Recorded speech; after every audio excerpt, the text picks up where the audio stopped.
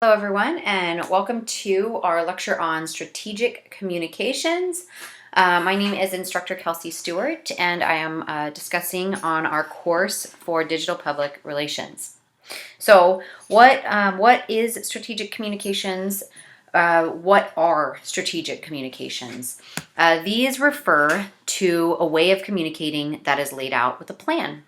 So, when you love creative writing and they start teaching how to splice sentences or they look at grammar in a mechanical way, strategic communications is just that. It's a way of looking at communication with a set plan, a set of goals and intentions.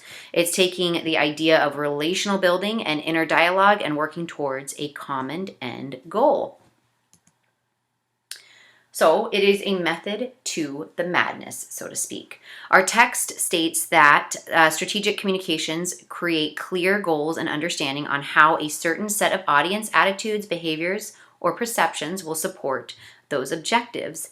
It is what makes communication strategic. So in strategic communication, message development or the process of creating key points or ideas require high levels of planning and research. These messages are targeted, or created with a specific audience in mind, and help to position an organization's communication goals with its structural goals. So as the world becomes interconnected, so to speak, in regards to social media platforms and messaging and marketing, the role of strategic communications comes in to help organizations understand how to effectively deliver their message to key audiences. So again, strategic communications is creating a method to your form of communications. You're going to have a set agenda, a set plan in order to reach a certain amount of goals. You are not just typing and connecting. There is a reason for everything. Okay, so here's some tenets that the text lists for strategic communications. We have one, intentional message design. So this involves planning, obviously, thought and analysis, but it does not necessarily mean simply designing a clever advertisement or sending a tweet without thinking about its implications, right? So if every company just sent out tweets without any idea of what repercussions they would have, obviously that could very, very largely backlash, right? So our text argues that strategic communication, you want to have an intentional message with everything that you communicate. So you want to, what are you trying to do? And that comes kind of back to your original mission or your original plan for your company or your event or whatever you are trying to do. Are you trying to cultivate positive associations with your organization's brand? Are you trying to raise awareness? Are you trying to connect with key stakeholders in a meaningful manner? Whatever your goal is, you must begin with a well-defined purpose and then continue to keep it at the forefront throughout the process of creation and implementation. Additionally, you must secure that communication goal with the organization's goal. So let's say that an organization wants to create and maintain a socially responsible image. You would achieve that by developing some sort of philanthropic communication strategy. So you might want to team up with a local nonprofit organization or a benefit concert or something. So our second tenet is the correct platform. There is a saying, according to our text, that go where your audience is. A large part of this involves choosing the right platform.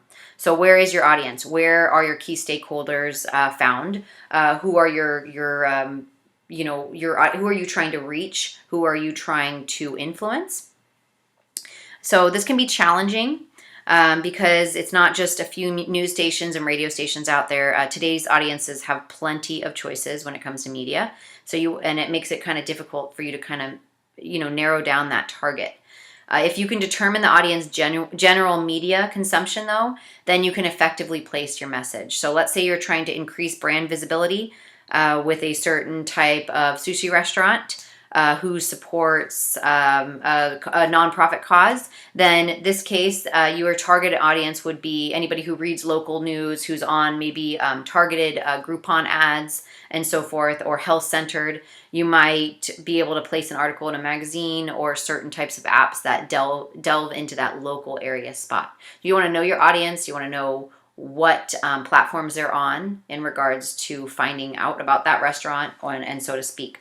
But you also need to have timing. So calculated timing comes in with planning, analysis, and creative efforts. So you need to make sure that when you're putting your message out, you actually have a correct timing on it. So our text gives an example of the 2014 Malaysia Airlines launched a campaign that included free airline tickets for potential customers in Australia and New Zealand. The problem, the campaign was titled My Ultimate Bucket List. It invited people to talk about places they would like to go and activities they would like to do before dying. The timing of this campaign was imprudent. Earlier that year, 2 Malaysia Airlines flights had crashed, resulting in more than 500 deaths. So the goal of the campaign was to recreate a positive brand image after the tragedies. The use of the term bucket list, given its association with death, proved to be inappropriate, however. The airline executives faced a backlash from audiences, many who claimed that the message was insensitive. The executives admitted their error and soon ended the campaign. So this example shows the success of a strategic message. So you need to make sure that the timing is correct for your brand, your business, as well as current events. Number 4, audience selection and analysis. So audiences are important to a message goal, no matter what.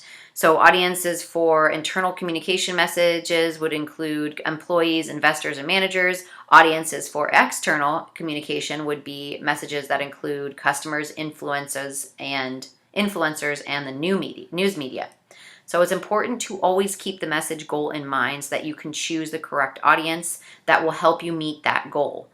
You might want to take a broad approach or practice audience segmentation. It just depends on which group you're trying to target, if you want to do all or mini segments. Once you've selected the audience, you want to make sure that you analyze it. And this would involve examination of attitudes, values, beliefs, toward the message topic, as well as the goal of giving the audience, with the overall goal of giving the audience what they need and what they want. So people are inclined to pay attention to a message that is relevant to them. So make sure you know your audience. Lastly, we want to make sure that we have desired impact with our strategic communication. So during the planning stage of the message, you want to clearly define what a successful campaign will look like and then shoot for that goal. Right? So how will the strategic communication team measure success?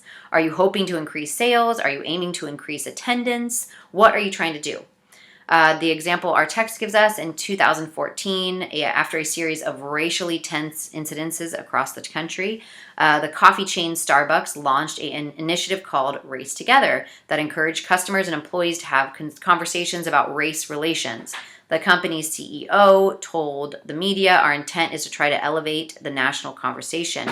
However, this initiative provoked huge backlash, as I'm sure many can think about what would happen in 2020 in regards to that. Many people thought the campaign's goal was unrealistic. Why would Starbucks coffee shops be appropriate venues to begin healing the country's racial wounds?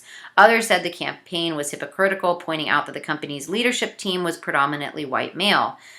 So that launched a bunch of tweets that ended up affecting the campaign completely negatively. And again, this is back in 2015. So imagine what types of campaigns companies are looking at now in regards to the 2020, the COVID-19, and in regards to all of the racial kind of issues we've been having going on in the country.